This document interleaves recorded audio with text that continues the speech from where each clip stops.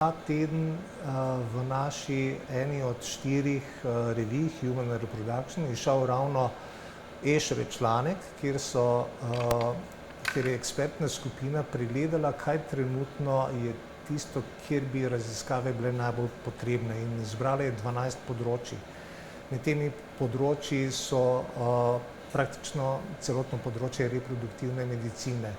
Eno je prepoznavanje vzrokov neplodnosti tako pri ženski kot pri moškem, razumevanje zgodnjega embrionalnega razvoja, preprečevanje neplodnosti, zaščita plodnosti, potem postopki krioprezervacije, skratka tehnologija, ki jo uporabljamo, in posledično kakšen učinek ima to na uspešnost in tudi na zdravje otrok.